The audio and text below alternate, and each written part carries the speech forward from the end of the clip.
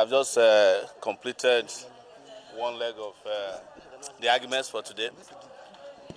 The police came, charged me for offenses that were contrary to the police service rules 367, which says that no police officer should use the police office to carry out personal vendetta.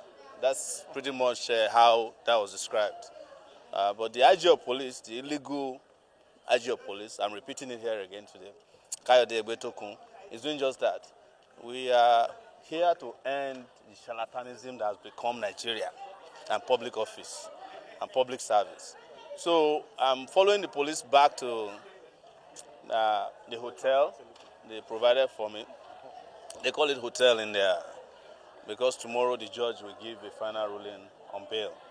Even though it should never have happened that somebody of my status, a presidential candidate twice in this country, who, if elections were properly held, I'll be president today with full immunity, is being told that I will jump bail for offense of cybercrime. I even have another trial coming out on February 4th for the same offense. But in the country we found ourselves, I'm going to leave you with our lawyers, very competent, radical, tireless, indefatigable lawyers, to brief you with the rest. Yes, go ahead.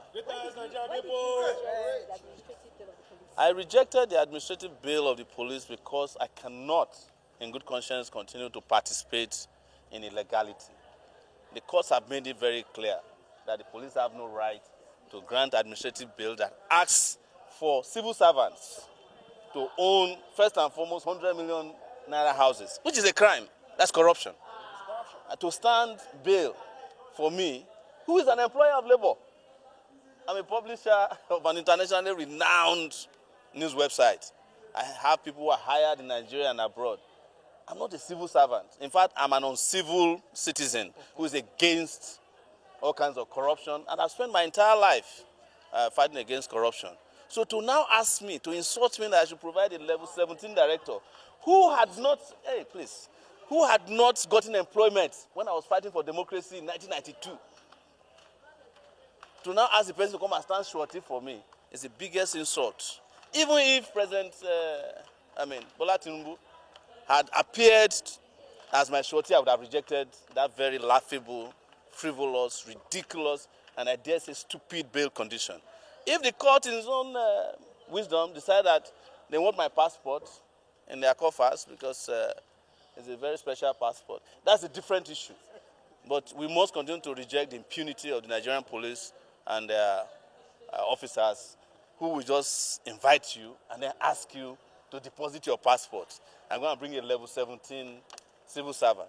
Even by the civil service rules, there is no level 17 officer. Because a level 17 officer in the civil service is a permanent secretary who is politically appointed by the president. So you expect such a person to come and stand shorty for Sowore. I'm not being arrogant and I'm not bragging. But, you know, in 1992, when I was a man, firstly, he was invited via a message that was sent to his phone on WhatsApp. He left his home, traveled away from America, came to Nigeria, and went and walked to the headquarters of the Nigerian police and presented himself to them for questioning.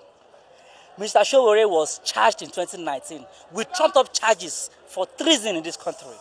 For over 3 years, he stood the rigors of a full trial until he was acquitted by the AGF, who found merit in the fact that the charges were trumped up and should never have been in the first place. If a man could stand trial for an offense whose result or conviction in is a likely death sentence or life imprisonment, what is the instant charge that he will not stand trial for? Where we all know that the instant charge is both aberrational, illegal, and an attempt to persecute a Nigerian for speaking truth to power. There is a 16-count charge filed against Mr. Sowore in court today, all centered on his challenge on the illegal occupation of the office of the IG by the present occupants.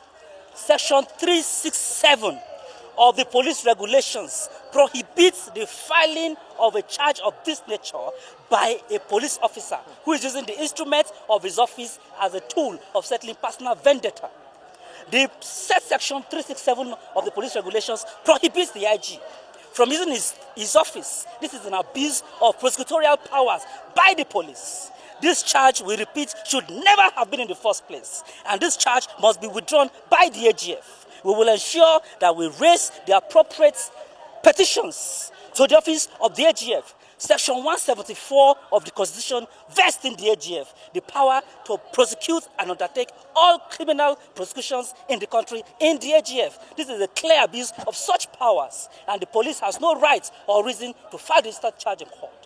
We have no doubts, we have full confidence that we are ready to go through the rigors of the instance charge, because we know that in the long run it will go like the ones before them. It's all charade, it's all a facade, and it should never have been in the first place. Thank you very much.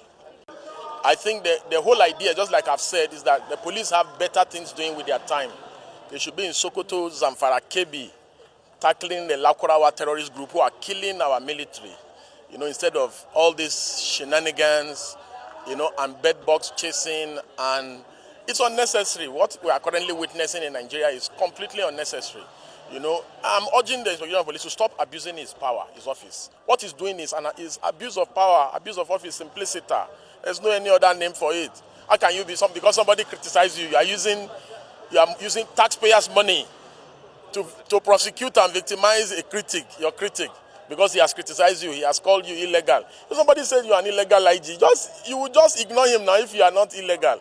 It's very simple. So I don't see why